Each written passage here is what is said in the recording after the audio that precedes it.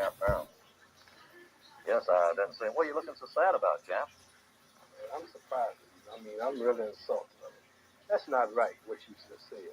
What do you mean, what I just said? I'm getting a drink of water. I'm late getting home, but you talk. I said something about the greatest heavyweight champ, man. I'm a hometown man, and you talking about Joe Louis, man. Joe Louis wouldn't be nothing for me. Joe, I tell you, Joe, do you think you would have stood a chance with me? Well, Clay, one time during my career, I was on a Bomber One tour. I would have been a bum compared to you. What you doing?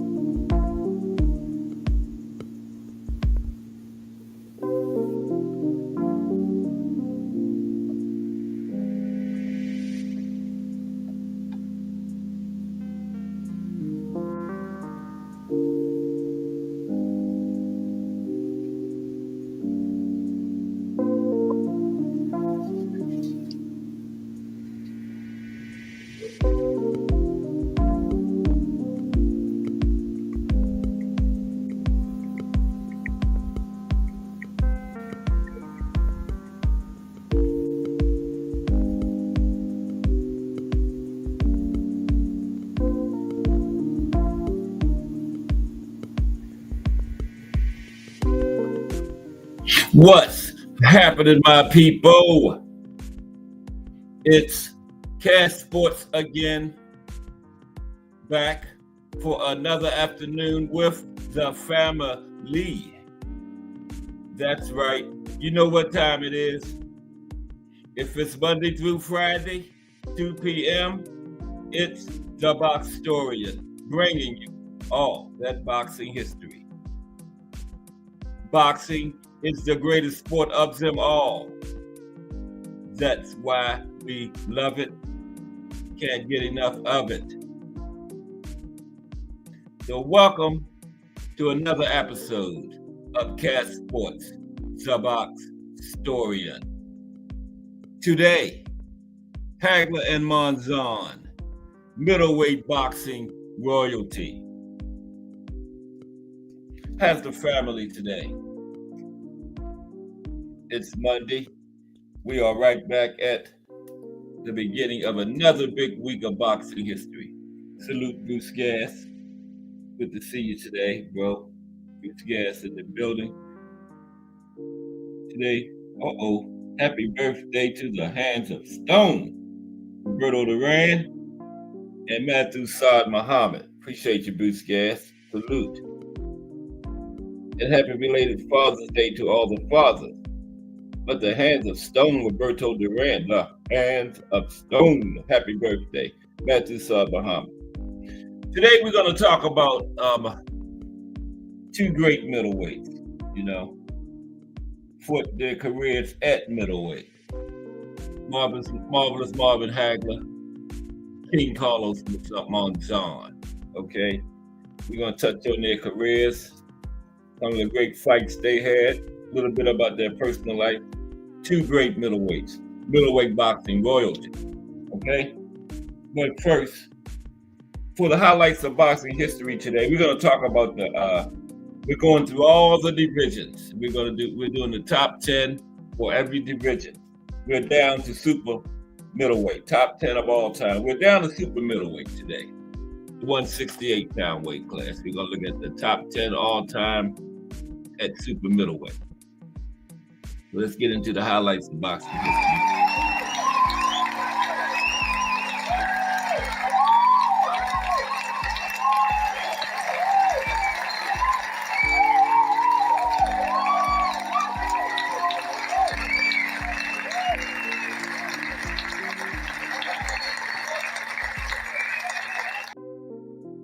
That was a great era there, Bruce Gas. I came into it in that era, yeah. Four Kings. 80s was a great era. Matthew Saad Muhammad, that was one of the greatest eras of the light heavyweight division. Matthew Saad Muhammad, Yaki Lopez, Michael Spinks, Dwight Muhammad Kwawi. Great era for light heavyweights. Okay, but today we're going to look at the top 10 super middleweights of all time. Okay, first a little very brief history of it. Now, there was talk in the mid-60s of starting a weight division right between middleweight 160 and light heavyweight 175, okay? So in 1967, secondary fringe sanctioning organization called the World Athletic Association, or the WAA, was the first one to create the super middleweight class and 168, right there between 160, 175. 168 was perfect. And they had some fights, crowned a champion there, but the media and most of the state athletic associations didn't recognize the division. So they remained a little known weight division at that time. But fast forward to the early 80s, around 82, then the major sanctioning bodies at the time, like the WBA, WBC, IBF was newly formed around that time. They decided to start recognizing and start having fights at 168. So at that time, the media and the most of the state athletic associations started recognizing it, came on board since it was the major sanctioning organizations. And then by the 1990s, you had a lot of British and Irish fighters were excelling at super middleweight. And then by the time we got into the 2000s, there was many huge names fighting there by that time. And that's when it really became a household name and a regular competitive weight class by the early 2000s. So let's look at the top 10. 10 of the top of all time in the super middleweight division. 168. Number 10, Roy Jones Jr. Now, Roy Jones competed professionally from 1989 to 2018, but he did have that fight in 2023, remember? Wasn't that the year him and Mike Tyson had the fight? But officially 2018, right? And he had a record of 66 wins, 10 losses, 47 knockouts for Roy. Now, Roy was born in Pensacola, Florida. He won a silver medal in the 1988 Olympics and turned pro later that same year. Now, after winning a middleweight title, Roy moved to super middleweight for a short but memorable period. He took his speed and power with him once he moved up in weight.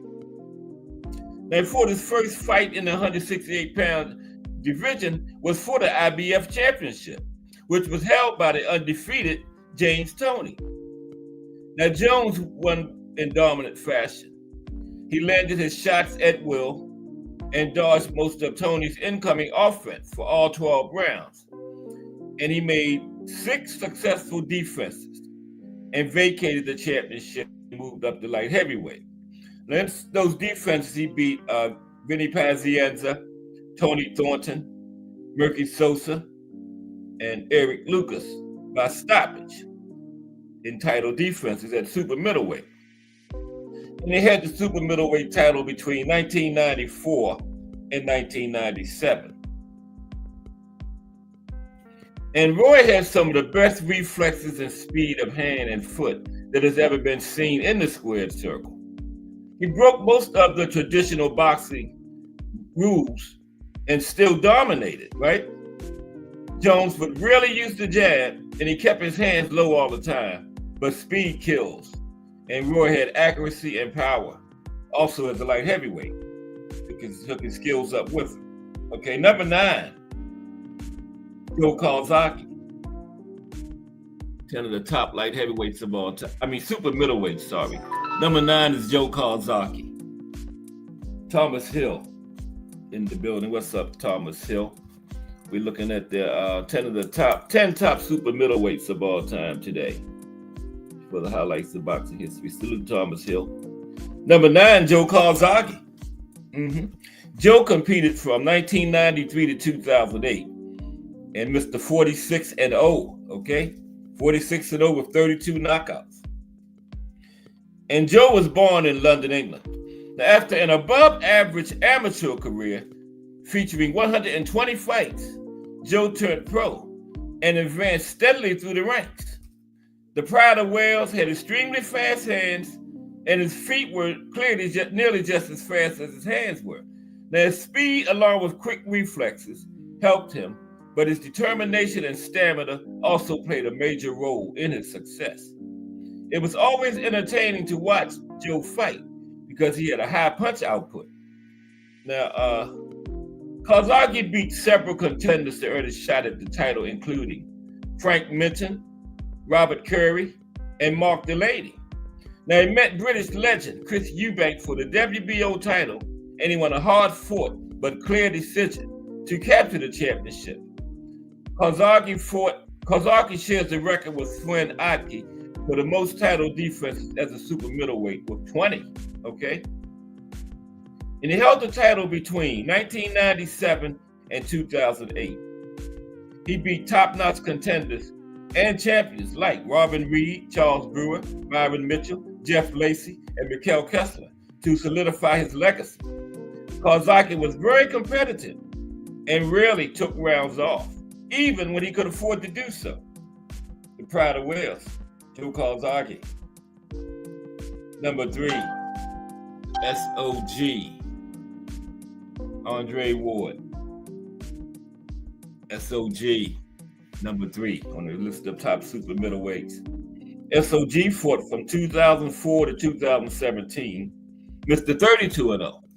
Finished his career 32 wins, no losses, 16 by the knockout route.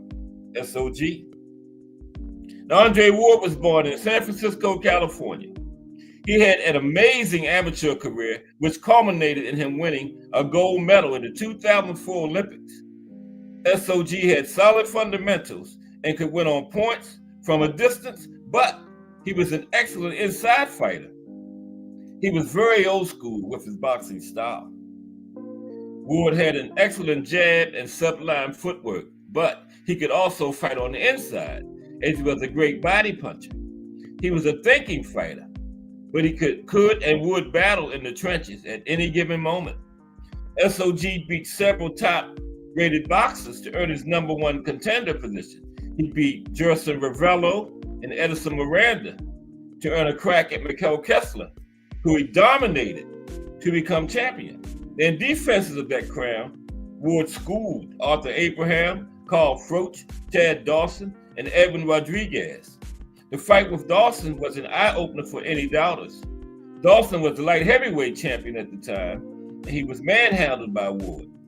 Ward was the super middleweight king from 2009 to 2015. SOG. Coming in at number 4, top super middleweights of all time, James Lights Out Tony. Lights Out. Number 4. Okay. Lights Out competed professionally from 1988 to 2017. That's 20 years. Lights Out had 90 fights in his pro career. He won 77, lost 10, 3 draws, 47 knockouts. And James Toney was born in Ann Arbor, Michigan. He was introduced to prize fighting early in life, but he did not pursue it until after high school. Now, Tony learned his craft well and took to the sport like a fish to water. He learned the art of self-defense and used his skills to advance up the ladder. Lights Out was one of the best counterpunchers and defensive boxers in history. Besides his skills with shoulder rolls, Tony could fight on the inside by firing accurate combinations to the head and body. He also possessed a beautiful uppercut and an iron chin. Tony could adapt to any style, and his main drawback would be his weight problems, which sometimes seemed to sap his energy in fights. Now, Tony moved from middleweight glory to a fight against Iran Barkley for the super middleweight championship.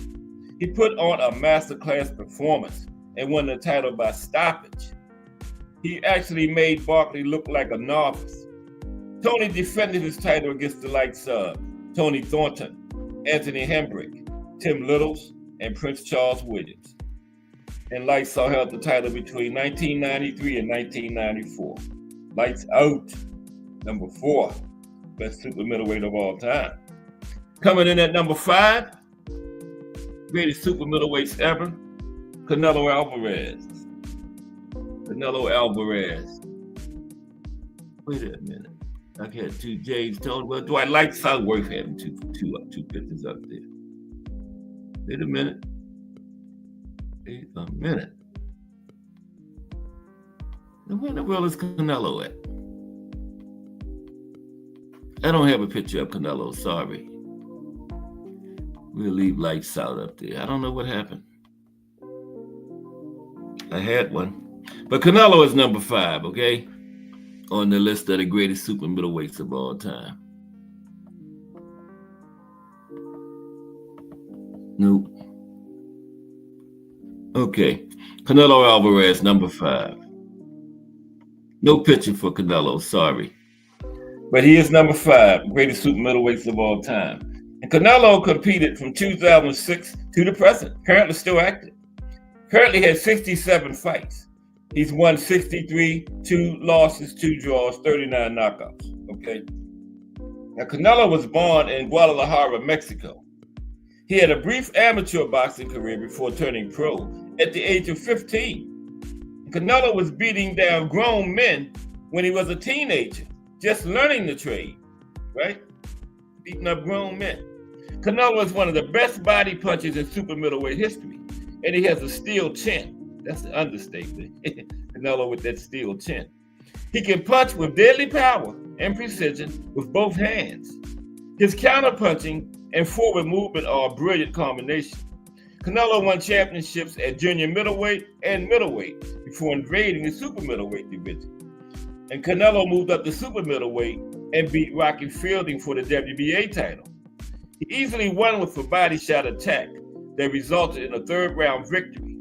He vacated the belt to return to middleweight. Now, eventually, Canelo returned to the 168-pound weight class and went on a tear through the division to become undisputed champion along the way. He beat Callum Smith for the championship, and then he took down Billy Joe Saunders, Caleb Plant, and Triple G in defenses through 2023. And now Canelo became the first undisputed champion at 4-belt undisputed at 168, and then he became the first man in the 4-belt era to win 4-belt undisputed in the same division. You know, only one to do it in the same division 2 times. There's others that's done it twice, but Canelo's the only one to do it in the same division. Jarrell Hattie in the building. What's up, Jarrell? Salute. And Mike Grimm. Salute, Mike Grimm. How are you today? We're looking at the super middleweight division today. You know, we're going through the divisions, top 10 greatest each division, down to super middleweight today. Salute to Real Hattie, Mike Grimm. We're down to number, Kensaw Love 1 in the building. Salute Kensaw Love 1. I knew you were coming when I seen you real. Salute. All right. Okay, number 6 at super middleweight. I don't know what happened to Canelo's picture. I put it in there. But number 6 is the Dark Destroyer, Nigel Benn. There's Nigel. Uh-oh. There's Nigel. Okay, Nigel Benn, the Dark Destroyer. He competed from 1987 to 1996. He had 48 fights in his pro career. He won 42, lost 5, 1 draw, with 35 knockouts. That's not that's not too bad of a knockout rate, neither. Career knockout ratio of 83.3% for the Dark Destroyer. Kensaw Love 1, putting some color in the chat. Salute Kensaw Love 1. Appreciate you. 1,000% for that color.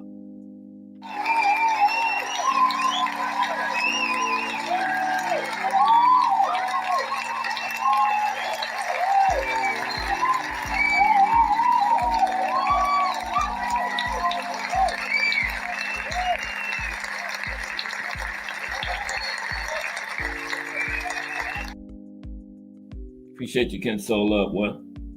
Okay. You're the Dark Destroyer, Nigel Benn.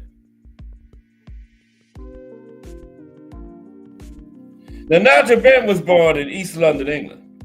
He picked up boxing in the British Army, and he started his amateur career after completing his service. Now, Benn was an aggressive puncher, and his aggression sometimes hurt him. He could box, but he had that Evander Holyfield mentality. If Benn got tagged really clean with a shot, he wanted to get his get back right away, and he would instantly begin to brawl and neglect the game plan. Yeah, that was that Evander Holyfield thing. Get caught good one time, the game plan was gone. It was time to rumble in. Yeah, Nigel Benn had that same mentality. Now, the Dark Destroyer was a good boxer, but he was a more entertaining brawler. Blessed with natural power in both fists, he could fight and make up any shortcomings with the heart that he had. And Benn started in the middleweight division. After earning his stripes, he moved up to the super middleweight class.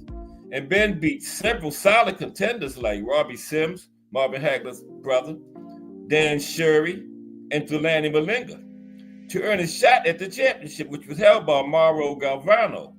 And Benn won the WBC championship by a 4th round stoppage. And he defended that title 9 times between 1992 and 1996, with wins over Chris Eubank and Gerald McClellan.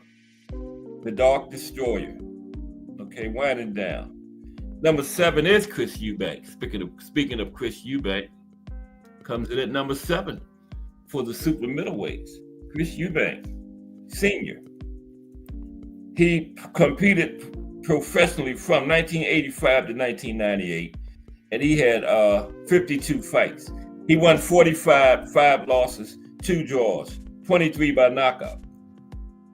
Chris Eubank was born in Dulwich, London, England. He took to boxing because he was bullied in his youth. After a brief amateur career, Eubank turned pro and eventually won the middleweight title. He was an aggressive puncher, but he eventually evolved into a thinking boxer who liked to set traps and box from the outside. Now, Eubank would do some outstanding ring entrances, like riding a motorcycle on the way down the aisle. Yeah.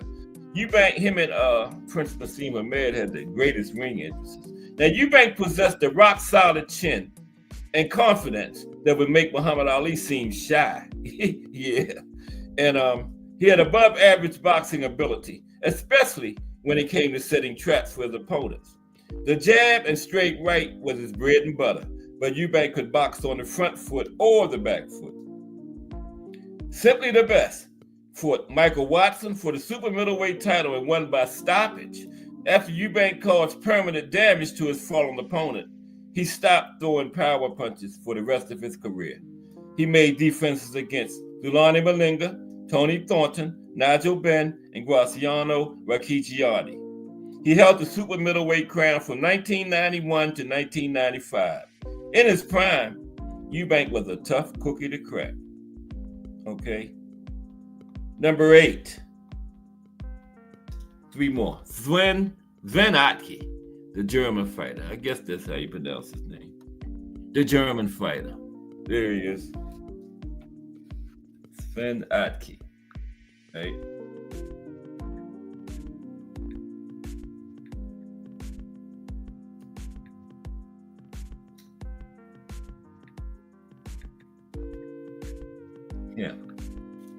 Sven Atke, I guess. Okay, but anyway, he competed professionally from 1997 to 2004, just 7 years. Mr. 34-0, 34-0 with 6 knockouts. He was born in West Germany. At age 14, he picked up boxing and learned his craft quickly. He became a top amateur who notched over 300 amateur fights, and he competed in 3 Olympics before turning pro. He had major international experience before even fighting his first paid fight, right? 300 amateur fights, 3 Olympics. He lacked punching power, but his footwork, jab, feints, and overall ring generalship were top flight. He is tied with Joe Kawasaki for the most title defenses at super middleweight with 20. To his credit, Atke had exceptional stamina. He had a good punch rate when it was needed. Even though he often refused to leave his country for fights, credit has to be given for his accomplishments inside the squared circle. He beat contenders like Ali Sadi, Alan Smith, and William Krishnan to earn a crack at the championship held by Charles the Hatchet Brewer. He beat Brewer by a 12-round verdict.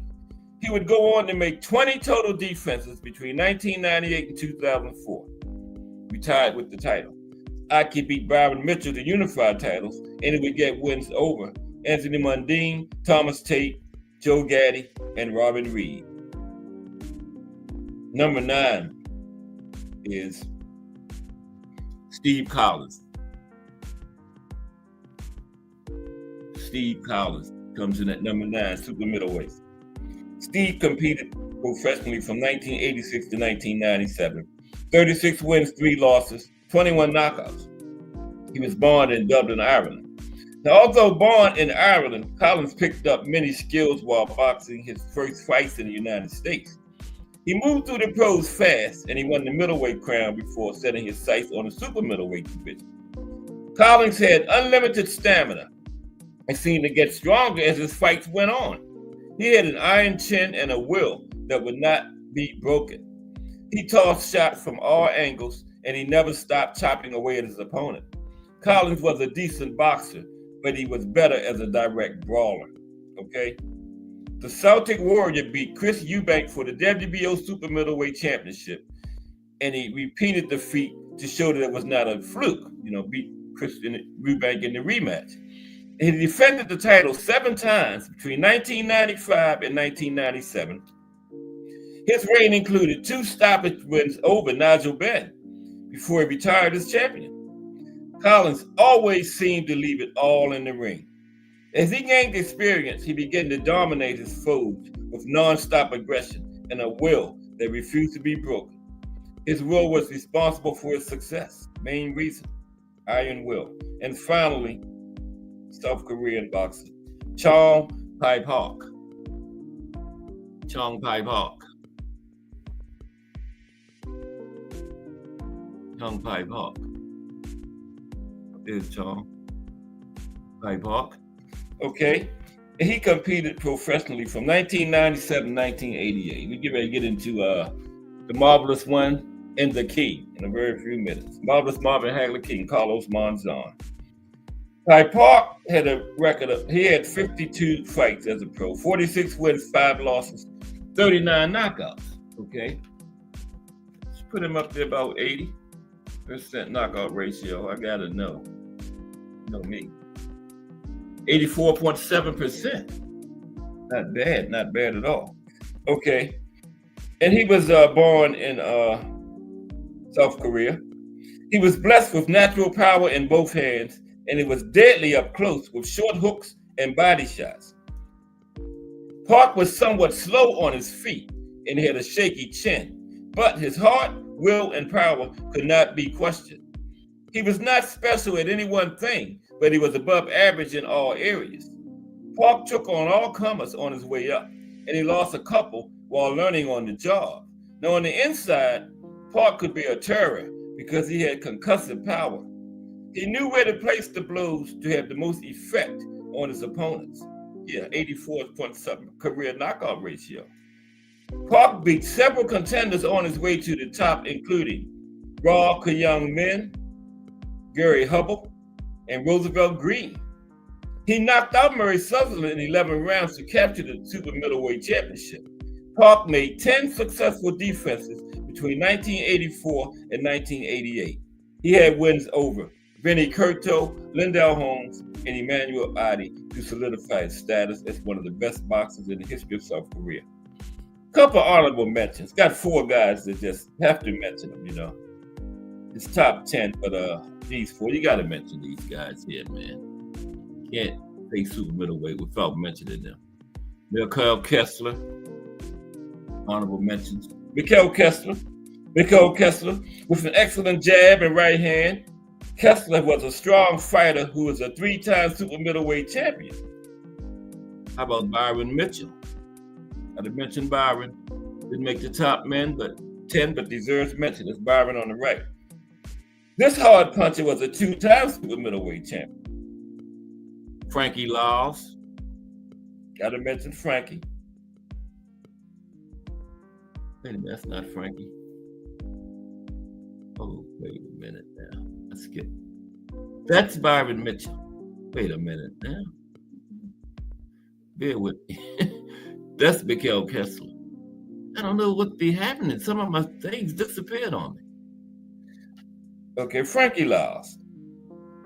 Yeah, I didn't have Byron Mitchell. That's Frankie Laws right there on the right. I had Byron just like Canelo slipped. I don't know what happened. But Frankie Laws, honorable mention. This southpaw was a super middleweight champion. From 1994 to 1999, he had great footwork. Now that's Marcus Bayer. Final honorable mention. No, one more. As good a technical boxer as there is, Marcus Bayer was a 3-time super middleweight champion. And finally, honorable mention. How can you say super middleweight without mentioning Carl Froch, the runner-up in the Super 6 tournament? Carl Froch. Carl Froch was a 3-time super middleweight champion. He had a lot of skill. Okay, so now let's talk about Hagler and Monzon. Middleweight royalty. This would have been better tomorrow when I do the top 10 middleweights, wouldn't it? Too late now. We already done started. Okay. Here we go. Hagler and Monzon, super middleweight royalty. Both of these guys competed at middleweight their entire careers too. That went up or down. Career middleweights. And these two fighters, Hagler and Monzon, from 1970 to 1987, one of these two men were undisputed middleweight champion for 14 of those 17 years. They controlled that division for 17 years. From 1970 to 1977, Carlos Monzon was undisputed middleweight champion. Then from 1980 to 1987, Marvin Hagler was undisputed middleweight champion. So yeah, 14 of those 17 years, one of these gentlemen was the champion. We're gonna start out with Hagler. Marvin Hagler first. Okay. Anybody come in before we get started? Okay, let's go. Marvelous Marvin Hagler. Career middleweight. Okay, so appreciate everybody come through today. We got Kensaw Love 1, Mike Grimm, Jarrell Hattie, Thomas Hill, Bruce Gass, and Miss Cass. Appreciate y'all 100%. Okay, and anybody out there in Warrior Land watching, appreciate you too. Hit the like. You can send a cash app or a super chat if you want to, but just hit the like. Don't cost you nothing, right? The like. Okay, Marvelous Marvin Hagler. The Marvelous Marvin Hagler is on every single list of top 10 middleweights, almost always in the top 3. He is universally ranked in the top 50 of all time pound for pound. Hagler made 12 defenses of the title and won 11, 10 by knockout, right? He was a generationally great middleweight. One of, if not the best ever. You can make a good argument for Marvin being the best ever when you talk about middleweights. But one of, if not the best ever, okay? The Hagler, his reputation suffered unjustly among more casual fans because of the Sugar Ray Leonard fight. And yet, most of those who watched it thought Hagler won it. Most experts had Marvin Hagler all time among middleweights. He is generally recognized as third among all-time middleweights after Sugar Ray Robinson and Carlos Monzon. Now, since Sugar Ray is the consensus pound for pound number one of all time, and Monzon is an all-time great himself, Hagler stands in the company of immortals. Now, Hagler was also undisputed middleweight champion for 7 years after being ducked for a title fight for at least four more years. Ranked the hardest puncher in middleweight history, he had an 84% knockout rate against first-class competition, right? Hagler was named Fighter of the Year by the Boxing Writers Association of America in 1983 and 1985. He was also named Fighter of the Year by Ring Magazine along with Donald Curry in 85. He was co-Fighter of the Year. And he was also named Fighter of the Decade by Boxing Illustrated in 1990. Fighter of the Decade for the 90s by Boxing Illustrated, right? And Hagler was inducted into the World Boxing Hall of Fame in 1992 and the International Boxing Hall of Fame in 1993. Of course, on his first ballot. That's the big one, the international, right? And of course, on the first ballot, Marvin Hagler. Now, he was named the third greatest middleweight of the 20th century by the Associated Press in 1999, behind only Monzon and Robinson. And he was named the 17th greatest fighter of the past 80 years by the Ring Magazine in 2002, and the 35th greatest puncher of all time by the Ring Magazine in 2003. The Hagler's reign as world middleweight champion was named the 7th greatest title reign of all time by the Ring in 2005. Okay, so now let's get into Marvin. Enough of the numbers, okay? Let's talk about his career and what he did. The marvelous one. Now, Hagler's father abandoned the family when he was a young child in Newark, New Jersey. Now, the family was on welfare, but Hagler always wanted more than the mean streets around him, right? He enjoyed all sports. But in his autobiography, he said, Floyd Patterson was my role model, quiet and dignified. And he said he always wanted to be somebody. He played all sports. He said when he played baseball, he played like he was Mickey Mantle or Willie Mays. When he played basketball, he said he'd be Clyde Frazier or Kareem. Boxing, he'd pretend he was Floyd Patterson or Elmer Griffin, okay? And Hagler was a lonely child. Like I said, his father abandoned the family when he was very young. He couldn't even remember his father. That's how young he was when his father left. And he found solace in animals, not people. He turned his mother's back stoop into a clinic for injured birds and a coop for raising and training pigeons.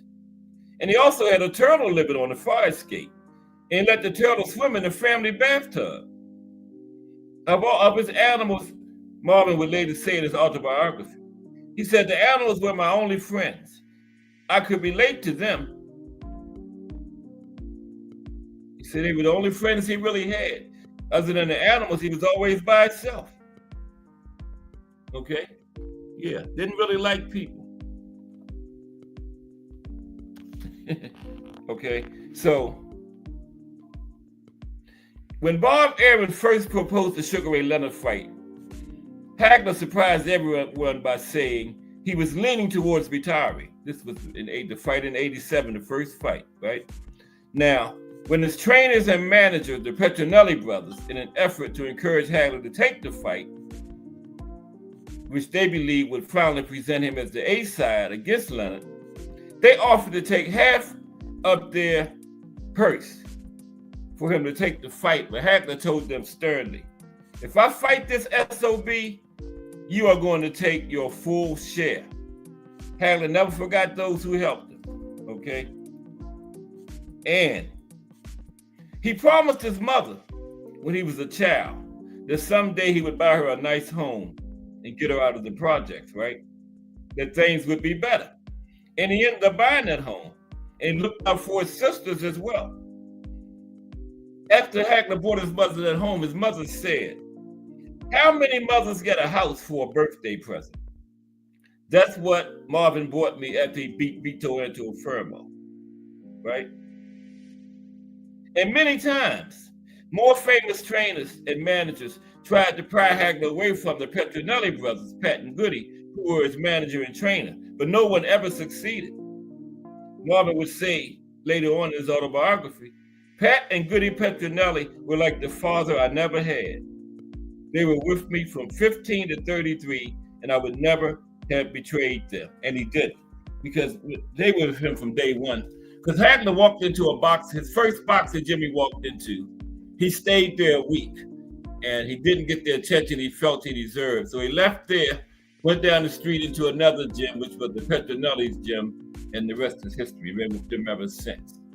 Only trainer, manager he ever had, amateur or professional, with a Petronelli, Goody and Pat Petronelli. One was his manager, one was his trainer.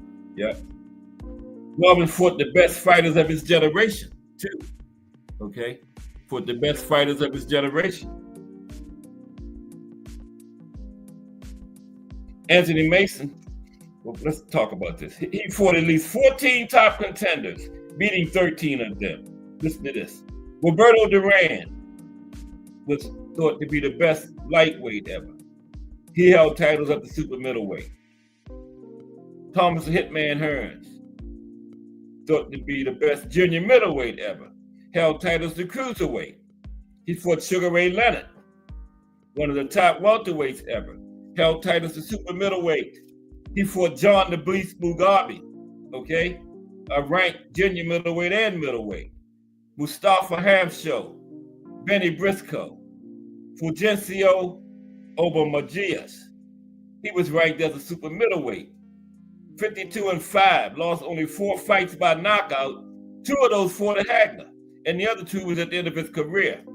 He fought the tough Ron Rodon. That was the only time he ever got knocked down, but Hagler swore to his grave that was a slip. I think it was a slip too. Only time he went down was Ron Rodon. I think the referee made a bad call.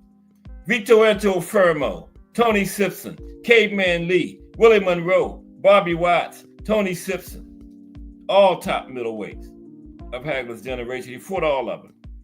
And Hagler beat 13 of 14 in fights against top 100 competition. All of Hagler's opponents were in or around their prime when he fought them. He won or had a draw 94% of the time against top 100 fighters. His top opponents were the best middleweights of his era, and every single major middleweight contender during Hagler's reign, he defeated. And he got robbed in the Sugar Ray Leonard fight. Let's talk about that, the Sugar Ray Leonard fight, because a lot of stuff that you never hear about. Let's talk about the Sugar Ray Leonard fight and Marvin Hagler. Mike Mazik in the building. What's up, Mike? How are you today? Talking about middleweight royalty. Marvelous Marvin Hagler, King Carlos Monzon. Career middleweights too. Never went up or down. Career middleweights. Now let's talk about this Sugar Ray Leonard fight, where Hagler definitely got robbed in that fight. Now Leonard won the fight against Marvin Hagler by clever bargaining and preparation before the fight even started, far more than he won it in the ring. He won it by bargaining and preparation far more than he won it in the ring. Hagler had always felt he was denied his proper due as a great fighter. He thought Leonard was a flashy, arrogant jerk who the media loved and who was elevated with better fighters. So when Bob Arum came to Hagler with a proposal that he fight Leonard, Hagler, who was incredulous that Leonard would risk such a beating, insisted if he fought Leonard, that he finally be treated like the A-side, okay? That proved to be his undoing, right there. Listen. Hagler wanted to be clearly number one, the A-side, to get the biggest slice of the money and to be announced first, to take primacy in the advertising. In return, he offered to let Leonard set everything else. After all, they both knew Leonard could not hurt Marvin Hagler. That was his undoing. Bad choice. Since Leonard had figured out he did not have to hurt Hagler to win, Leonard had cleverly figured out that giving Hagler the recognition he felt he had earned and the money would leave the door open for what he really wanted. Conditions he would be able to eke out a points win by running for his life. Okay? Yeah. Leonard knew he didn't have to hurt Hagler. He wanted that big ring and everything. Well, let's talk about it. Let's talk about what he wanted. Okay, now, after Leonard agreed to let Hagler be the A side, get the larger purse, Hagler got $12 million, Leonard got $11 million, right? And he let Hagler be the A side face of the fight. Hagler agreed to let Leonard choose. Number one, the gloves, 10 ounces. The number of rounds, 12. They were still fighting 15 then. He let Leonard decide the rounds, and Leonard wanted 12. And the size of the ring, 20 foot. Those three things sealed Hagler's fate. Leonard had no intention of exchanging with Hagler. He wanted a big enough ring to sprint and spin away from Hagler. He wanted those well-padded 10-ounce gloves to protect him from Hagler's full power, and he wanted fewer rounds to have to run. Leonard knew he could not have stayed away from Hagler for 15 rounds, so he got everything he asked for, and Hagler did not know it. But the middleweight title was lost on the negotiating table. Okay? Lost on the negotiating table. Sugar Ray Leonard's team admitted it was 12 rounds or no fight, confirmed Leonard's attorney, Mike Trainer. That was the deal breaker. Leonard's team admitted Hagler had to agree to 12 rounds or it was no fight. They were not going to fight Hagler 15 rounds. They admitted that, okay? It was not going to be 15 rounds.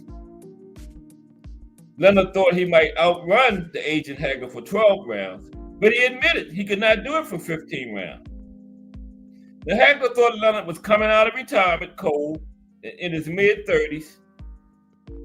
And Leonard, and the veteran of so many ring wars, Hagler was a veteran of so many ring wars, he went easier than he normally would in training for the Leonard fight.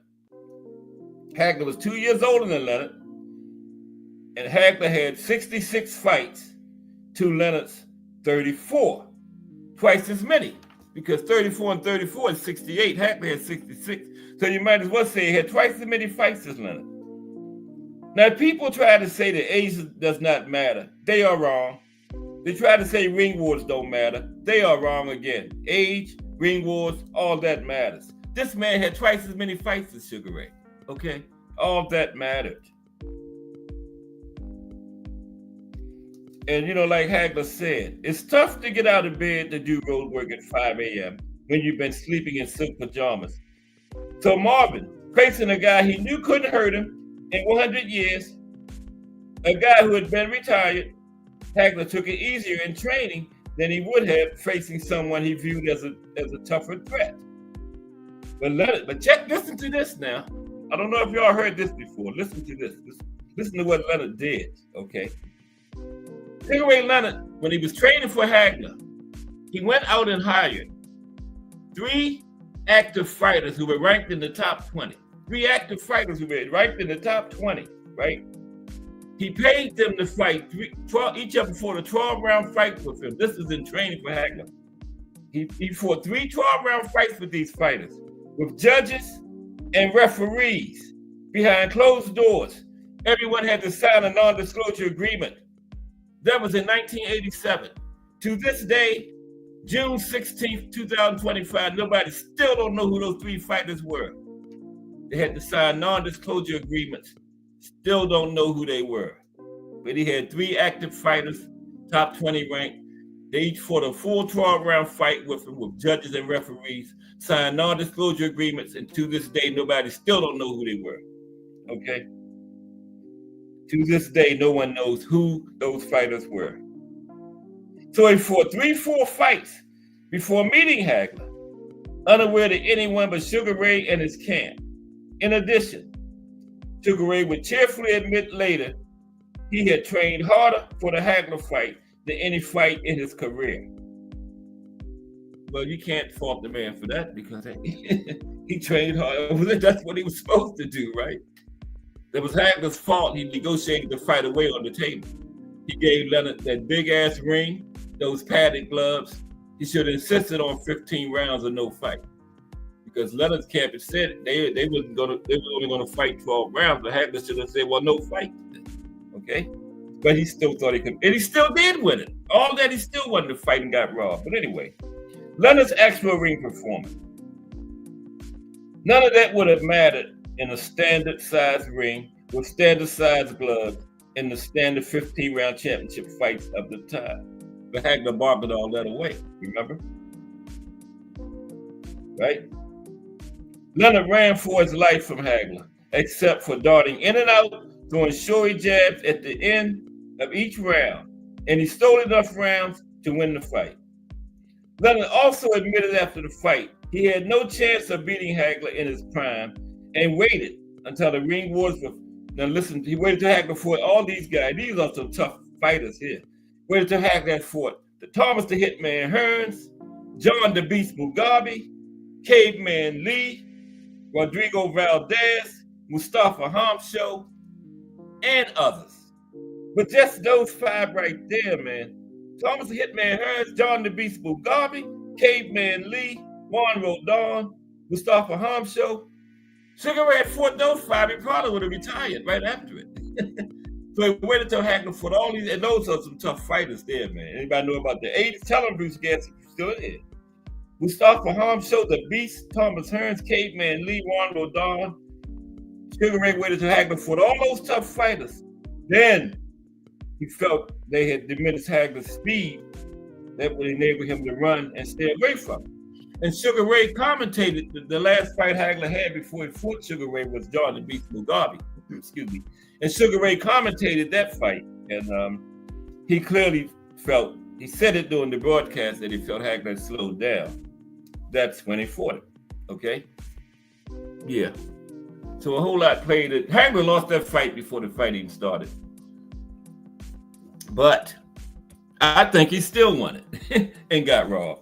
But Hagler's actual ring performance. Hagler made a huge mistake to start the fight out. Now, Hagler wanted to prove to everyone he could beat Sugar Ray easily. So, he began the fight doing something he never did. He wanted to show how easy he could beat Sugar Ray. So he started the fight from the orthodox stance, something he never did before, right? And that cost him. He lost those both rounds. Started orthodox instead of the southpaw he was used to doing. Took 4 rounds for Hagler to fully realize what was going to happen. That Sugar Ray was in good enough shape to make it a foot race and had no intention of actually boxing. At that point, Hagler shifted to southpaw and began racking up points. But for 2 of the judges, it was already too late. Hagler messed up selecting the judges too. I'm going to tell you about that. Now, it needs to be stressed again.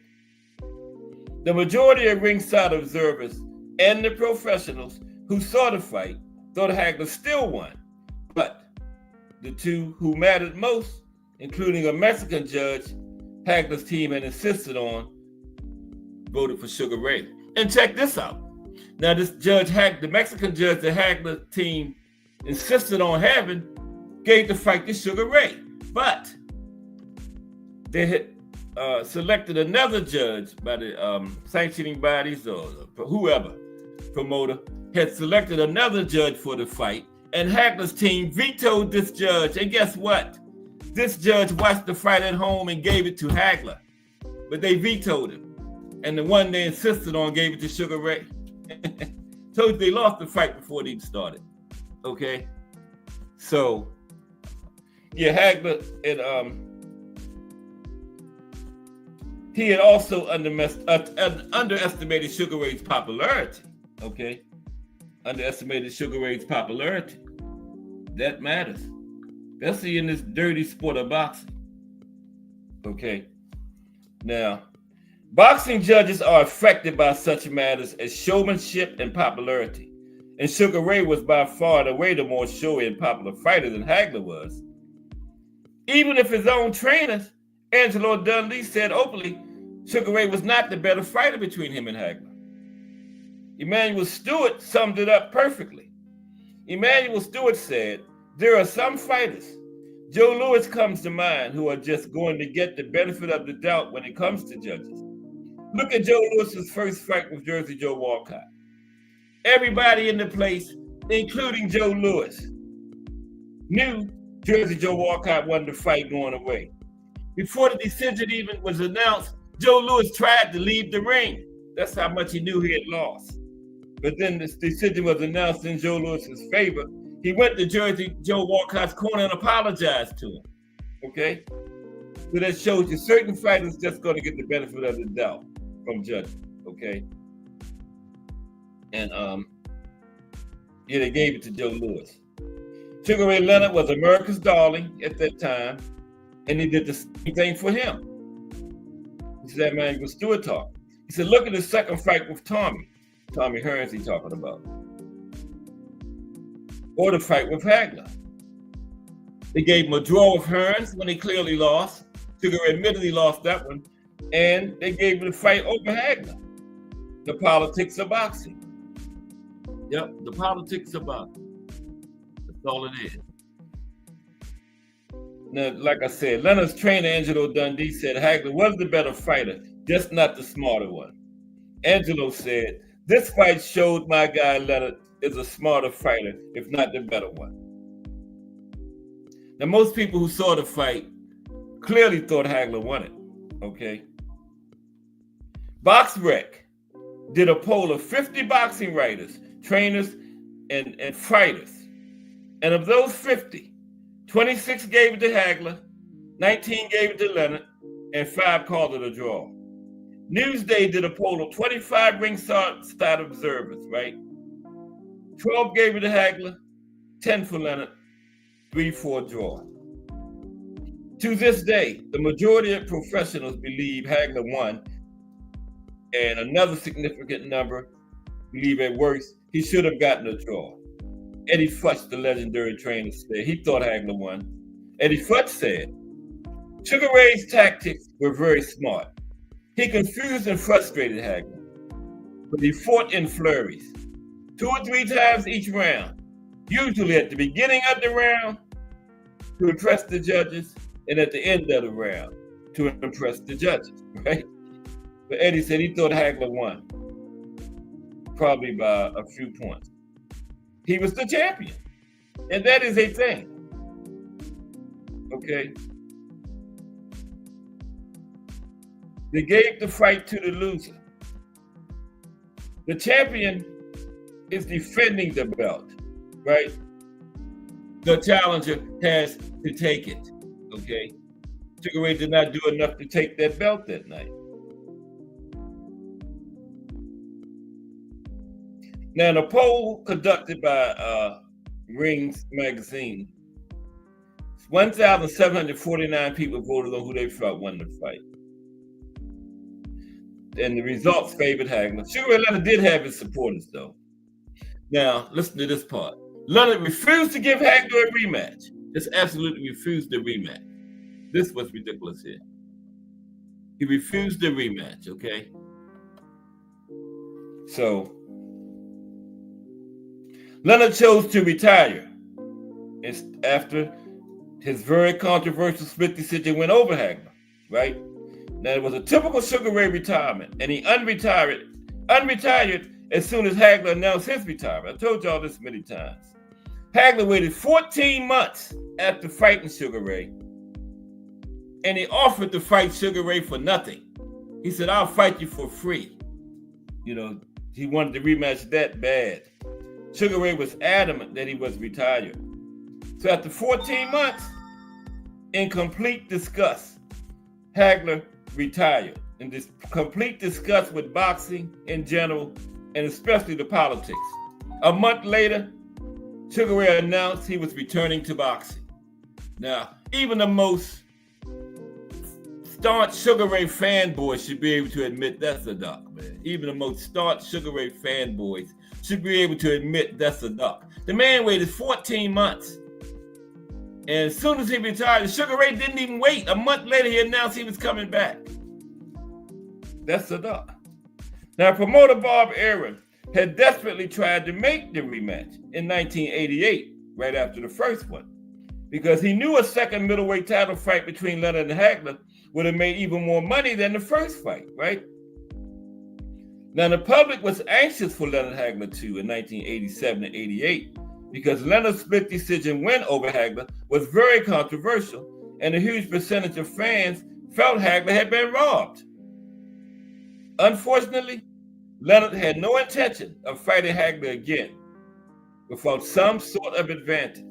So he waited 3 years until Hagler was now 36, 3 years after the first fight, right? And slowed down further. And Hagler decided after Leonard denied him a rematch for 3 years that no amount of money was going to bring him back to make Leonard millions. And meanwhile, Hagler got tired of waiting for Leonard to grant him a rematch following what was one of the biggest fights of the 20th century. And he got especially tired of Leonard's games and diva act. Now in 1990, 3 years after Hagler hadn't fought in 3 years. Leonard had fought Donnie Lalonde, Roberto Duran, and Thomas Hearns. Now you're going to offer Hagler a rematch. The man been idle for 3 years. You've been fighting. All of a sudden, now you want to fight again. Okay, that's a dog. So, Bob Arum tells this story. You know, it's 3 years later now. He remembered trying to make the rematch when Leonard fully agreed to it. Right, 3 years later. He was Hagler's promoter. And he recalled in this story where they were at this place, they were at Caesar's Palace. And Caesar was having a big dinner to honor all the fighters that had ever fought there. And Arum said, it was really a salute to boxing. Muhammad Ali was there. Thomas Hearns was there. Sugar Ray was there. Hagler was there. The Hands of Stone was there. Roberto Duran was there. And he said, Sugar Ray, this is Bob Arum talking. He said, Sugar Ray called me over. And he said, Bob, go talk to Marvin and tell him, let's do the rematch. It'll do a fortune in business. Bob Arum said, so I went over and talked to Marvin. And I said, Marvin, Ray asked me to come talk to you about doing the rematch. And Marvin looked at me with that scowl he had, and he said, tell that SOB to get a life. So that was it. Bob's father said, we tried, and there was no use trying. There was no way Marvin was going to give him a rematch. Hagler was done dancing to Leonard's tune. He was happy living in Italy. He was extremely popular, and his acting career was going well. And he was simply not interested in making money for Sugar Ray Leonard after the way Leonard had treated him. Okay? And he walked away from boxing probably over $20 million, right? A $15 million guarantee for sure, and a piece of the closed circuit pie. Marvin said in a Ring magazine interview in 2014, when I saw Leonard was not going to give me a rematch, I decided to go. Why do you want to hang around after all your hard work and let someone get lucky and destroy your record? After I had nothing to prove to myself, it was the best thing to walk away. And he also said, I ain't leaving mad, I'm just leaving. And he did. And he stayed gone. Marvin was a generationally great fighter and a thoroughly decent human being, one of the top 3 middleweights of all time. Rest in peace to the marvelous one, marvelous Marvin Hagler. All right, let's talk about King Carlos Monzon now. Okay, talking about middleweight royalty today. Next is King Carlos Monzon. Let me see what's happening in the chat. Anything? No, nothing happening. Yeah, middleweight royalty. King Carlos is next. King Carlos was a very troubled person. Okay, let me get him going for you. I got all the topics and everything set in today because I've been on all morning.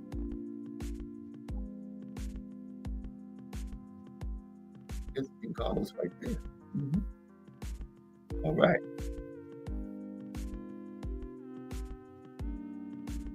Now, where would you put Carlos Monzon in the top 100 pound for pound boxer? How great of a boxer was he? Glad you asked. Glad y'all asked. Let me tell you about King Carlos. Okay. Now, Carlos Monzon is almost always in the top 50 all-time greatest pound-for-pound fighters and among the top 3 middleweight fighters of all time. Now, King Carlos was a deeply troubled man. He was unquestionably one of the greatest boxers who ever set foot in the square circle, but a very troubled man, right? He is sitting in the Hall of Fame. He was nicknamed Escopeta, which in English means shotgun, right? And he was nicknamed that by his countrymen. And in the ring, he well deserved that nickname because he blasted a generation of middleweight. Okay? King Carlos Monzon, Escopeta, or in English, shotgun. Shotgun, the generation of fighters.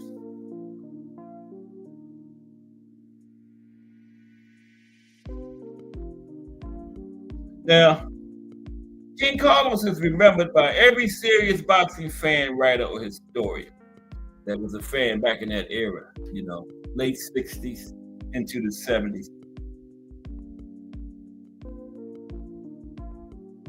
He is remembered for being one of the true greats, one of the top 3 middleweights of all time, and he is remembered for the tragedy of his life.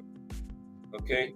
Carlos is a somber reminder that when you take dirt poor kids from harsh slums, kids who literally had to fight to survive, it is hard for them to adapt to sudden wealth and fame. Carlos is a harsh reminder of that. Yeah, we're going to talk about that now. Tragic life. And Carlos went from not eating every day as a child to the heights of society. Okay? He went from not eating every day as a child to the heights of society. He became a star overnight, a dashing figure who would hold his title until he retired in 1977 and became an enormous cultural figure in his country and beyond. Monzon traveled in social circles he could never have imagined as a child, partying with movie stars in Paris and the upper crust back in Buenos Aires, Argentina. He acted in movies and became a regular guest on television. His romance with glamorous Argentine actress Susana Jimenez captivated the masses, and he was rich. He drove the most expensive cars and dressed in fine suits, giving him a look that fit his newfound status, except for one small thing. Down inside, the exquisitely tailored boxer, hobnobbing with models and actresses, driving a Ferrari, was still the dirt poor Indian kid from the mean, bitter slums of Santa Fe City, Argentina. Okay? That's what I was saying, remember, all last week, talking about Keyshawn. You can take people out of the ghetto, but you can't take the ghetto out of some people. Carlos Monzon, perfect example of that. Down inside, that famous boxer driving the Ferraris was still the dirt poor Indian kid from the mean, bitter slums of Santa Fe City, Argentina. Okay? Now, Carlos wasn't Indian, okay? He grew up in incredible poverty. He was born on August 7th, 1942, in the city of San Javier, Argentina, into a dirt poor family of Maccabi Indian descent.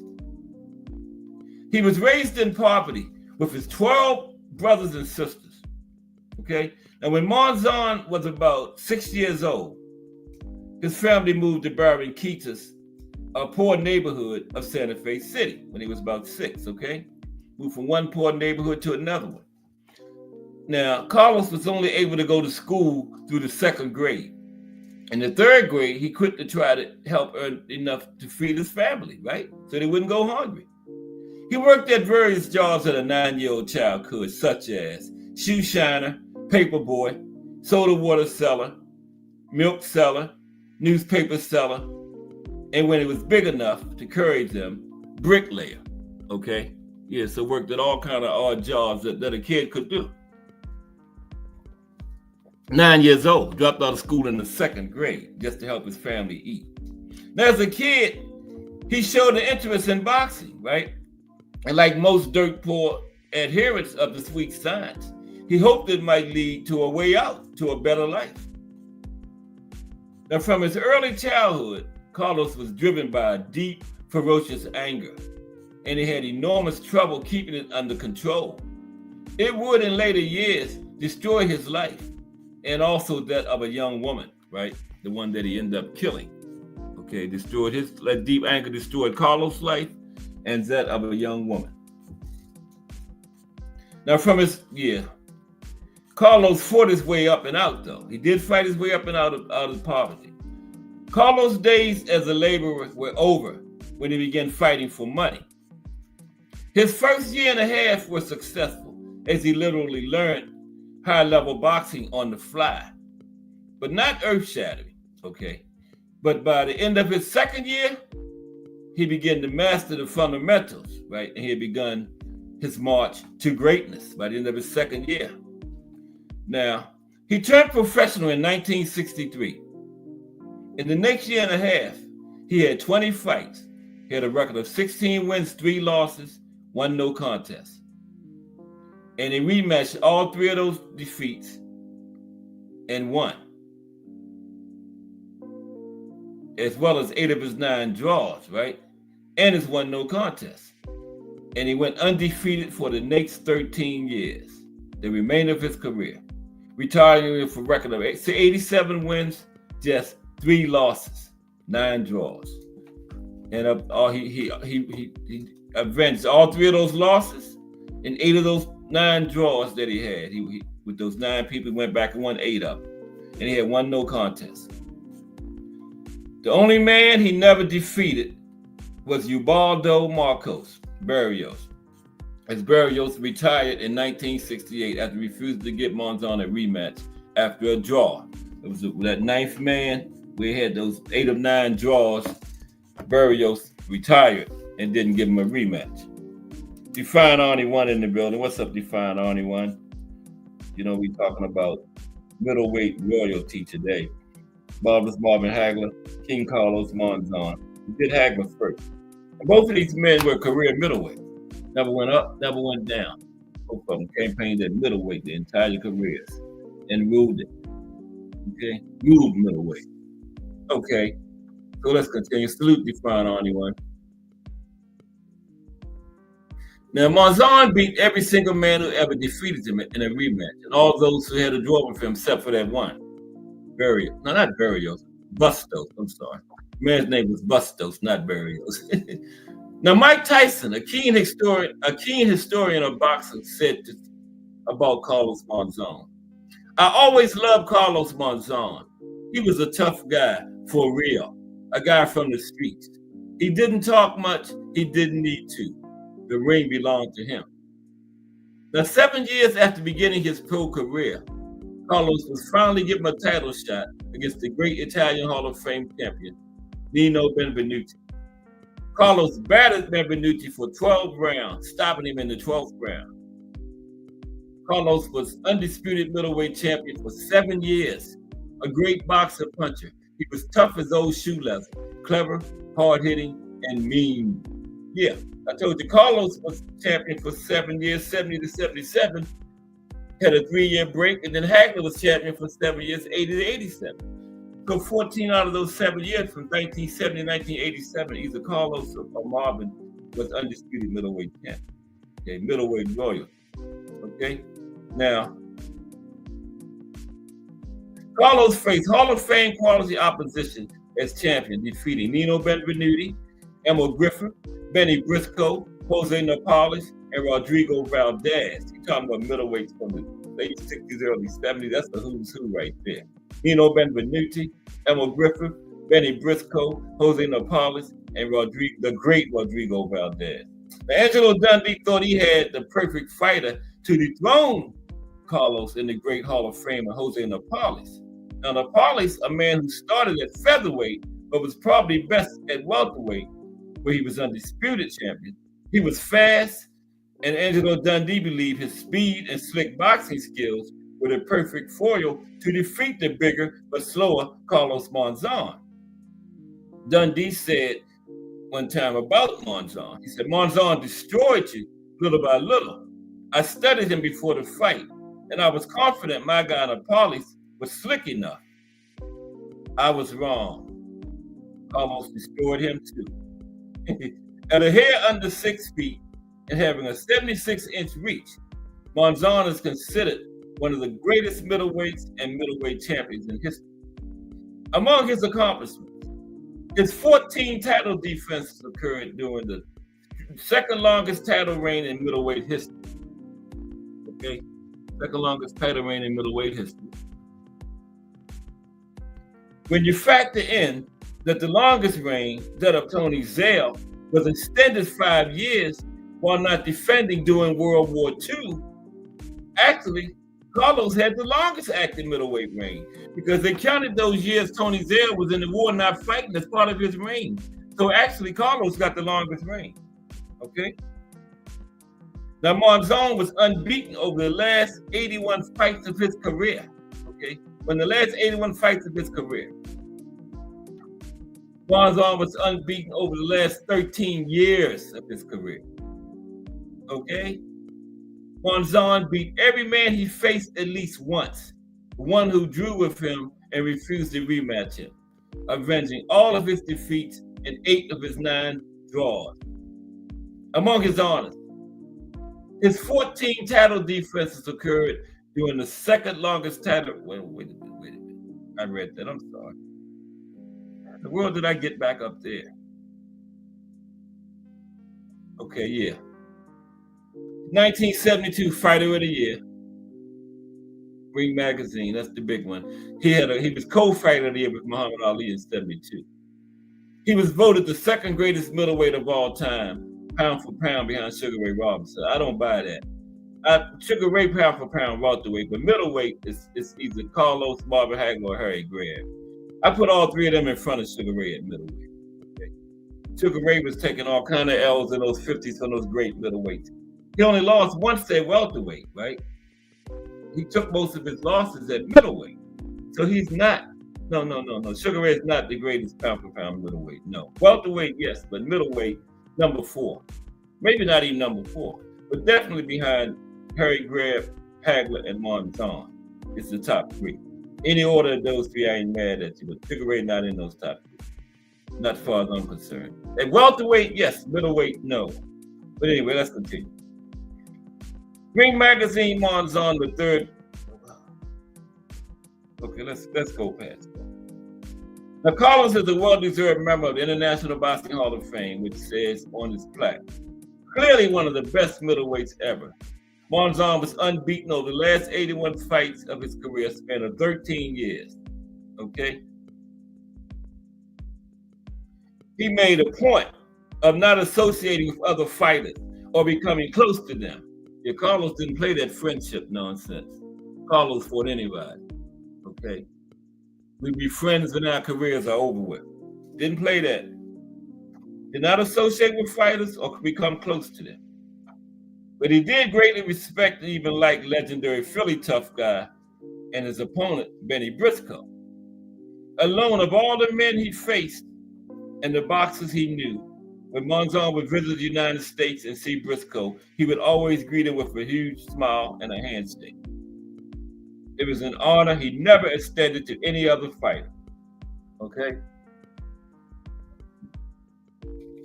Okay, Monzon's style.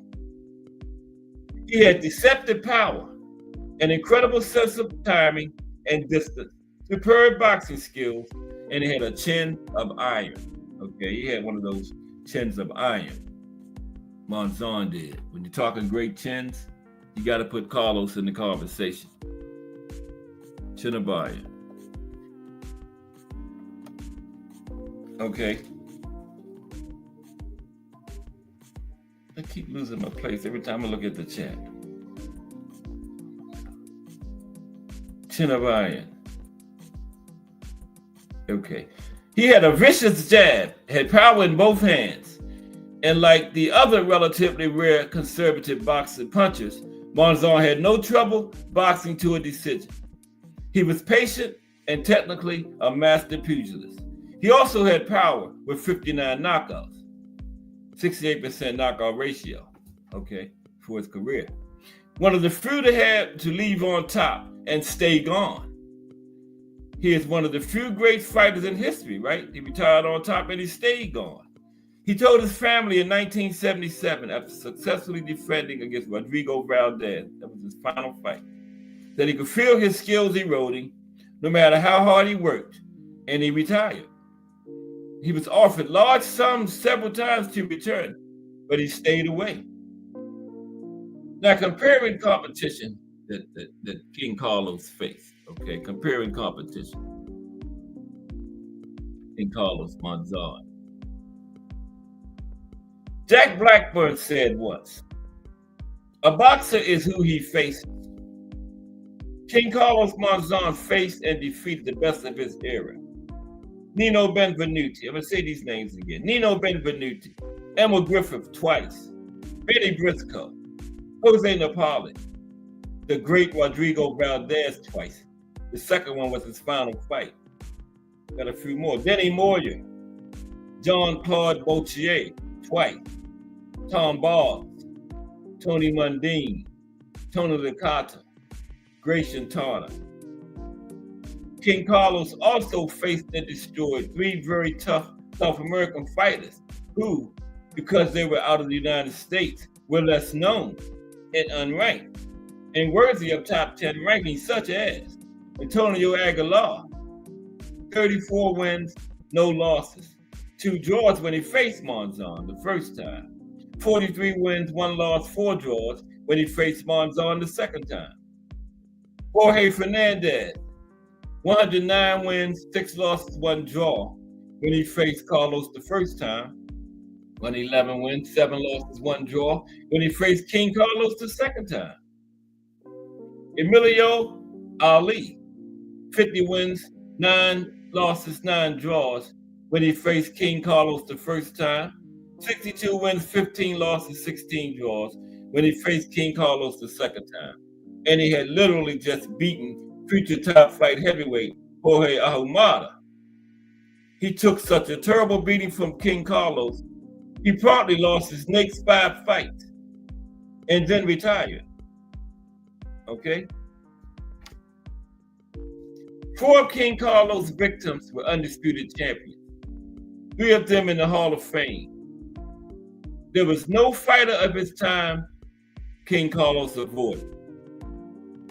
Like Mike Tyson said, he feared nobody, okay?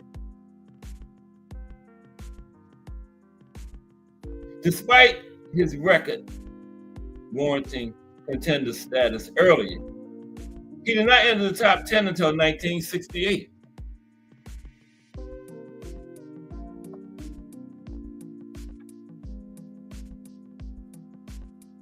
And he was ranked 10 straight years. 8 as champion, 7 as undisputed champion. Now let's look at his personal life. This is where the problems and the tragedy came in. Let's look at King Carlos' personal life. Personal life. Now there were rumors for years about Carlos beating women. In 1973, his wife shot him, which added to the rumors of his turbulent personal life. But he survived the shooting, okay? But his wife shot him in 1973. Now, it was his affair with actress Susana Jimenez that brought the rumors to daylight. After the actress repeatedly showed up with sunglasses hiding her bruises, it was no longer possible to hide Monzon's personal demons. Okay? Paparazzi who hounded Monzon quickly found the risks to be real.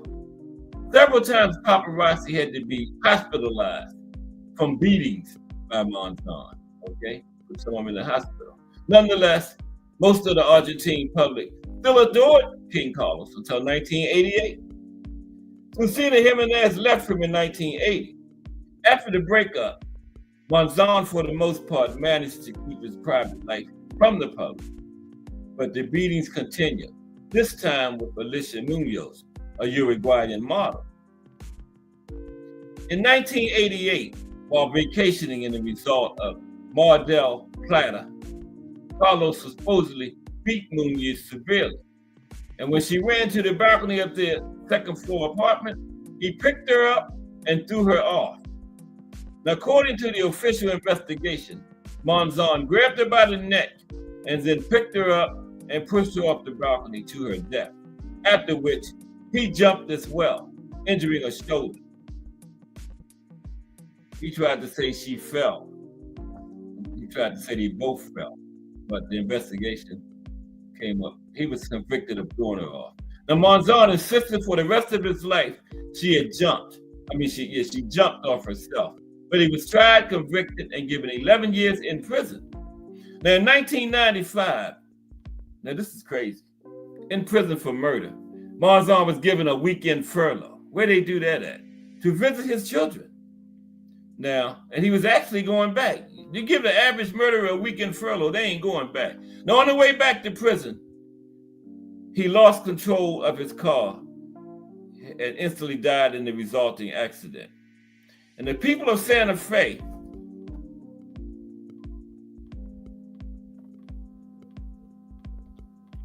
went too far.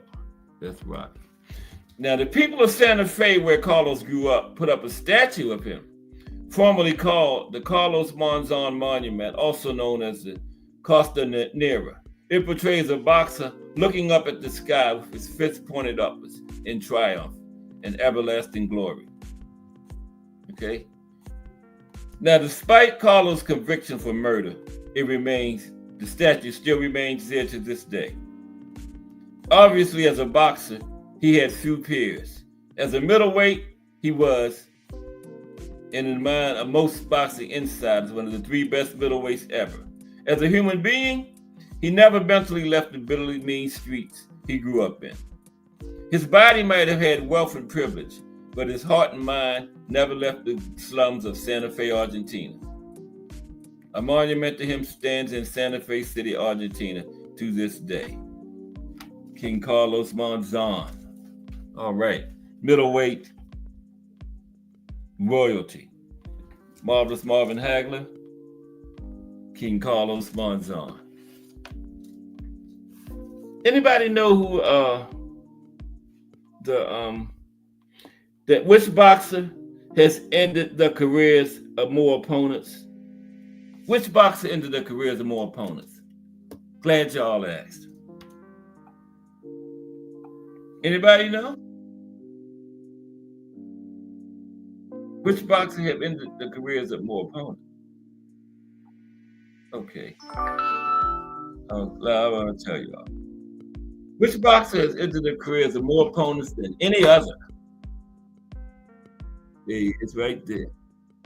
No, that ain't him. That's him right there. Rocky Marciano. Okay. Now this is a difficult question to answer because records like this are not kept as a recognized opponent, a recognized accomplishment. You don't have no record to boxer into the most careers. And further, just because a fighter stops fighting after facing a particular opponent does not necessarily mean that opponent ended their career.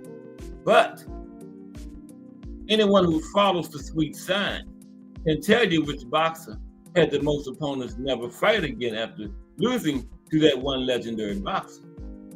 Of his 49 opponents in his career, an incredible 13 never fought again after fighting and being knocked out by Rocky Marciano. Now, I know somebody gonna say, well, they was all old when they fought and getting ready to retire anyway, but they fought other fighters when they were old too, but they didn't retire until they fought Rocky. Those who say they were old and ready to retire anyway, they fought other fighters when they were old, but they didn't retire until after they fought Rocky. Okay? So, yeah, Rocky Marciano. More fighters retired, 13 of his 49 opponents retired after getting knocked out by Rocky. Okay? 13 of them. Now, 27% of Rocky's opponents never fought again after facing him. right? 13. Here's the 13. Joe Louis, Jersey Joe Walcott, Gino Bonvino, Lisa Bolt, Aldrich Eatman, Carmine Vengo, Pete Lotus, Harry Haft, Jimmy Evans, Humphrey Jackson, Jimmy Weeks, John Edwards, and Lee Epperson. Okay, Lee Epperson. Those 13 range from all-time greats, Joe Louis, Jersey Joe Walcott, and Lisa Bold, to journeymen, to novices. What all shared in common was being knocked out by The Rock and never fighting again after fighting The Rock. Joe Louis summed up fighting Rocky Marciano perfectly. Joe Louis, who had fought great sluggers like Max Baer and Max Smelling, fought Rocky on October 26, 1951, age 37 in New York City, right? And Rocky unwillingly fought his childhood hero, right? For two reasons. One, to get a shot at the title, and two, Joe Louis was having financial problems, and he knew Joe Louis would make a big bag, so he unwillingly fought it. And Joe said Rocky hit harder than anyone he had ever faced. Jersey Joe Walcott said the same. And Joe Louis been in the ring with Max Baer, who two people died from the result of his punches. And Joe Louis said Rocky hit harder, okay? Joe Louis was knocked out by Rocky in the 8th round. He set up Marciano's raw strength. It hurt to bump into him. He hits harder than Max Smelling or Max Baer. This kid is tough enough to beat anyone.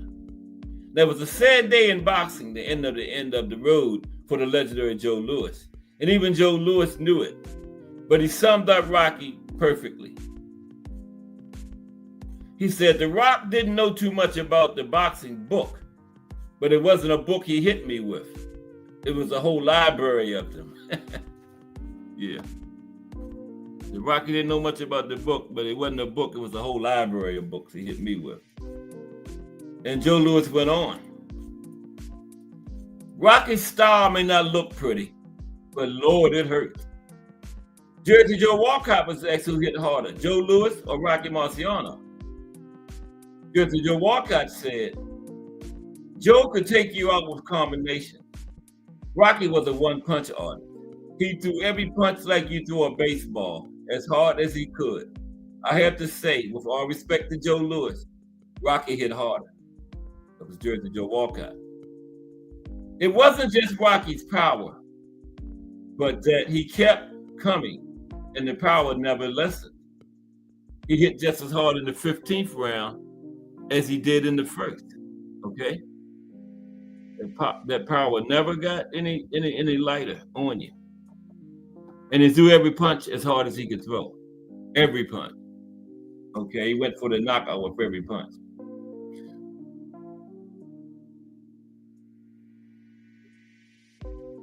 Okay. Fighters who met Rocky talked about not just his power, but his being able to throw hundreds of power punches, and the ones in the 15th round hurt just as bad as the ones he had thrown in the first round. As a Charles said about Rocky, Rocky numbs you all over. Wherever he hits you, he hurts you. On the arms, the shoulders, the neck, the head, wherever.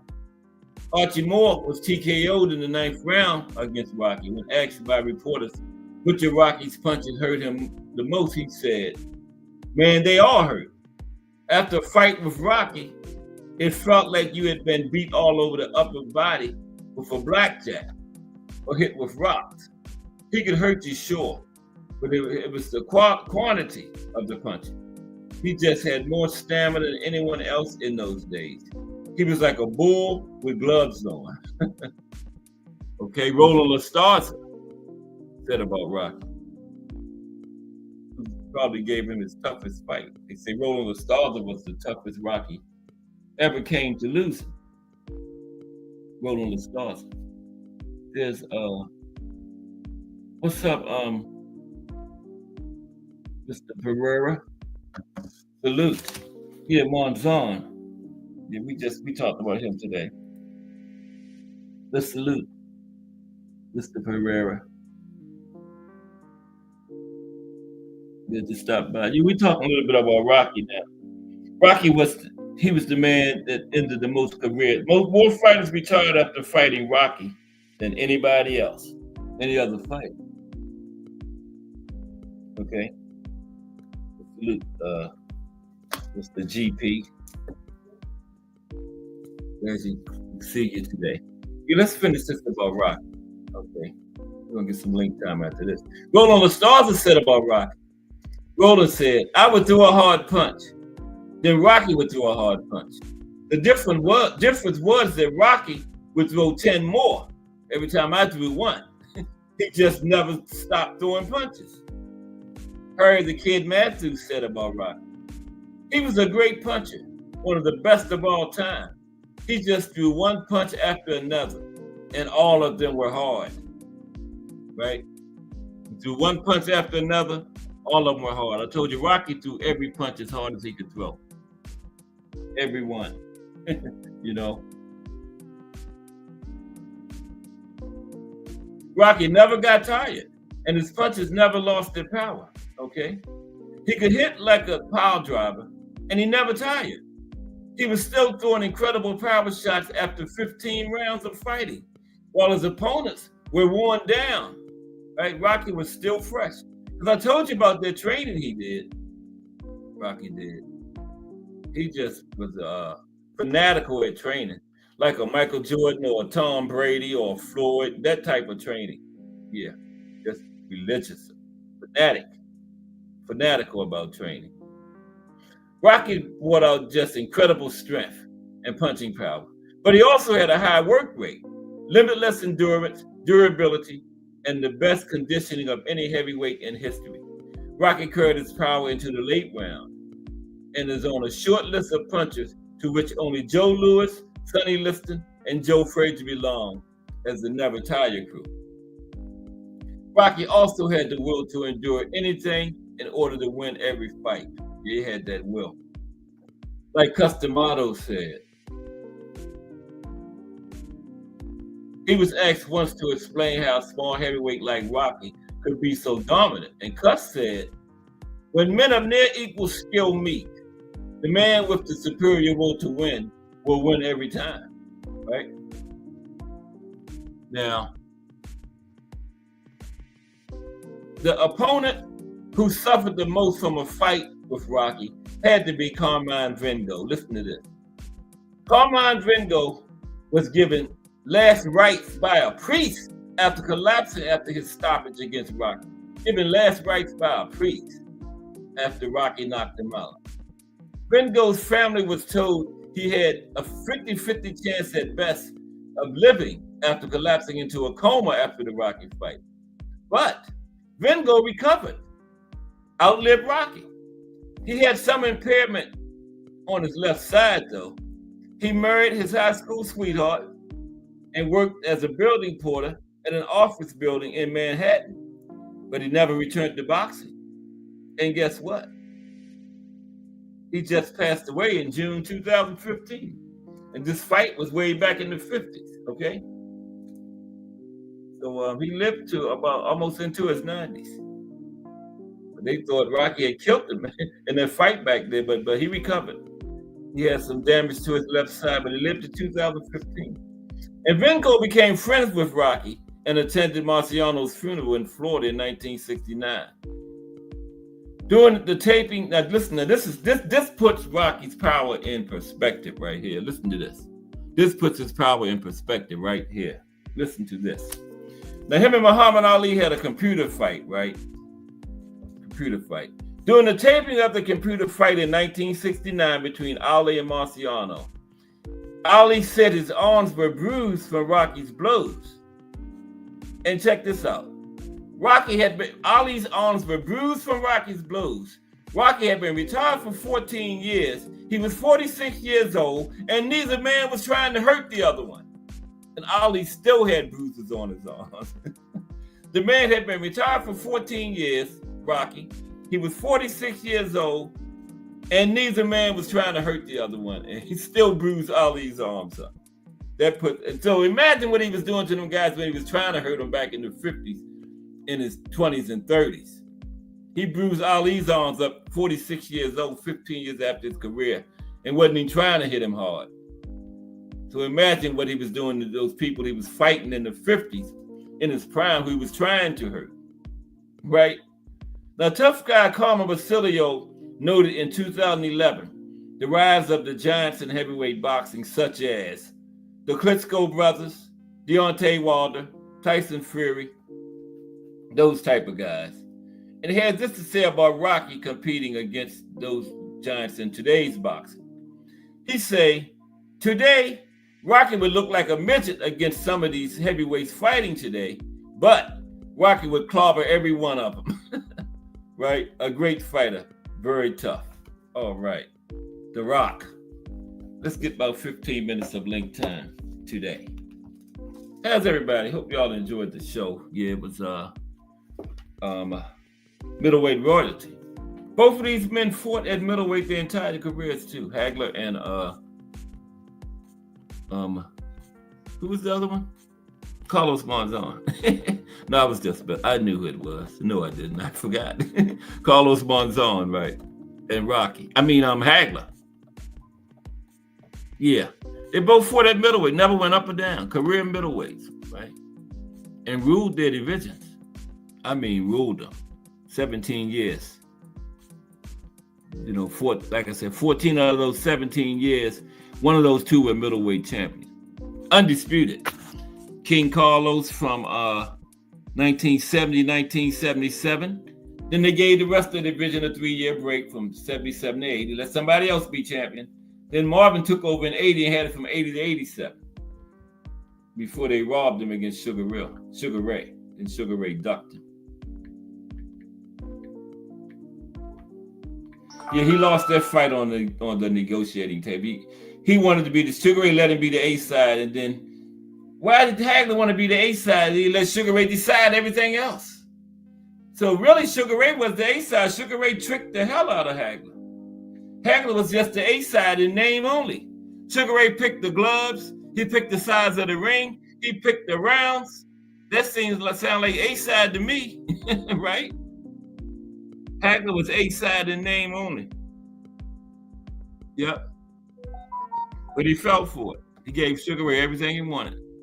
He had those padded gloves where Hagler couldn't feel Hagler's full power.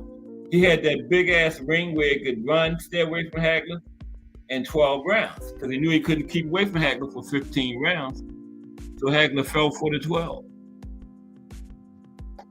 He let Hagler be the A side and then decided everything. Ain't that crazy? That is good and crazy. Marvin, what you thinking about? Rest in peace, but you got duped. If Sugar Ray decided the gloves, the ring, the rounds, who was the A side? Sound like the A side to me. But Hagler was the A side in name only. He did get more money, but only 12 million to 11 million. So I would like to know who those 3 fighters were that Sugar Ray hired to have those 3 fights against in training. 3 12-round fights. Judges, referees, everything. 3 top 20 active fighters from that period had to sign non-disclosure agreements, and to this day, nobody knows who they were. To this day, I would love to know who they were. I know Hearns wasn't one of them. No, Hearns wouldn't do that. Paid enough money though. I don't know. I doubt it. But it was 3 top 20 fighters from that period. And Sugar Ray said he trained the hardest he ever trained in his life. But hey, you can't knock him for that. That's what he's supposed to do. Hagler wanted to be the A side so bad that he gave up everything. He gave up even being the A side. If you really look at it, what the thing Sugar Ray got to decide about the fight, right? He just wanted to be called the A side, but he wasn't really the A side. If you know what I mean. Okay, here's the link.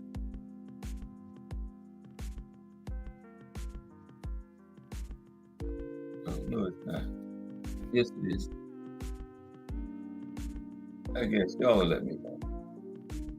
Yeah, we right at the beginning of another big week of boxing history. I know tomorrow we're going to talk about the middleweights and the highlights of boxing history. Top 10 middleweights of all time. I should have did this show tomorrow, right? After that. You know these two going to be at the top. Along with Harry Grab. Sugar Ray would be in the top 5, but no, I put Hagler, Grab, and Monzon in front of Sugar Ray at middleweight. Now, welterweight, Sugar Ray is the man, Mr. Pound for Pound, but middleweight, nah. Took quite a few L's at middleweight in those 50s. Al Booger in the building. What's up, AB? How you doing today? We just talked about those two great middleweights, Hagler and Monzon. King Carlos. What do they use to decide pound for pound anyway, since we talked about pound for pound? What's the criteria, to decide pound for pound? Let's take a look at that. Okay, the criteria that they use to decide pound for pound.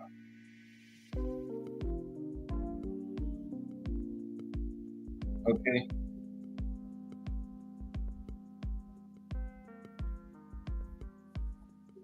Since we always talking about pound for pound, we just finished talking about. What do they use? But anyway, pound for pound, what is it anyway?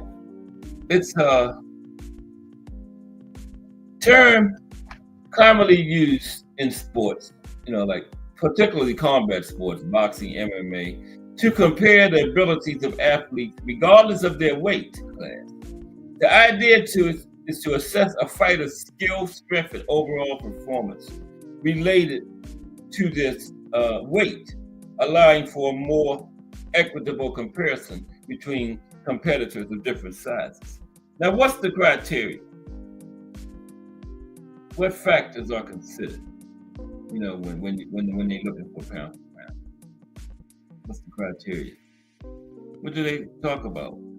Okay. Now, when ranking fighters pound for pound, several key factors are considered. Number 1, skill level. The fighter's technical abilities, including striking, grappling, and overall fight IQ. This is including MMA too right now. Achievements. Titles won, records set, and notable victories against high-level opponents, right? That's what I always say. It's not just wins and losses. Who did you beat? And just as importantly, when did you beat them? Did you beat them in their prime? Did you beat them when they was a prospect? Or did you beat them when they were past their prime? When you beat them is very important. To me, it is anyway. It should be when. Not just who you beat, when you beat them, right? Number 3, consistency. Performance over time, including the ability to win against a variety of opponents. 4, strength of competition. The quality of opponents faced, including their rankings and skills. Okay? Including their rankings and skills. 5, versatility. The ability to compete effectively in different weight classes or styles. Physical attributes. Factors like speed, strength, and endurance, but weighed against the fighter's own size. Recent performances. Yeah, that's important. Current form, including recent fights and how well the fighters has performed. That's for like you're doing a current pound for pound. Like you're doing the all-time pound for pound. You got to throw recent performances out the window, but current pound for pound, recent performance. Yeah, and after we finish doing the all-time great fighters at each weight class, we're going to go start over and do the current top 10 in every weight class, okay? Tomorrow is middleweight for all-time greats. And number 8, dominance. How convincingly a fighter wins their fights, including finishes versus decisions. Dominance. how convincingly you win, including finishes versus decisions. And I would say how convincingly against who too, you know, who you knocked out, right? Who you got the decision against, who matters in that too. These factors combined help create a comprehensive picture of a fighter's abilities relative to others, regardless of weight class. That's pound for pound in a nutshell, right? Fighters' abilities relative to others, regardless of weight class. Pound for pound. Yeah. That's it. Okay. Yeah, it's about time to roll out. Just Do Boxing is next. Just Do was on earlier too. Let me see if he's coming on again. Yeah. I caught Just Do around 12, something like that earlier. Yeah. Let me check it out. Yeah.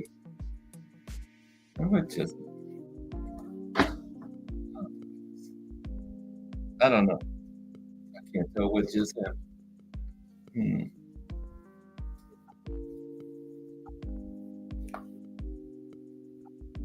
This thing to do is start over.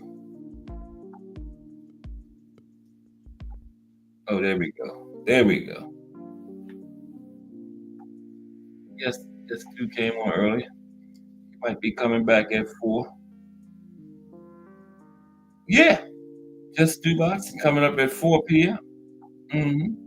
So we got a bonus Just Do today. Can't beat that. Yeah, he's coming back around. Okay.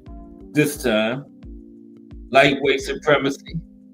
Is Andy Cruz ready for Raymond Muratalla? Hitchens versus Haney. Is it a good fight? Coming up next on Just Do Boxing. 4:30 today. 4:30 start today for Just Do Boxing, okay? 4:30 start today. But I appreciate everybody. Let me get out of here before somebody hit the link. Al Booger, GP, Mr. Pereira, Refine Arnie 1, Mike Mazik, Kenso Love 1, Mike Rim, Jarrell Hattie, Thomas Hill, Bruce Gas, Boxing Jazz, and more, and Miss Gas. Appreciate everybody stopping through today.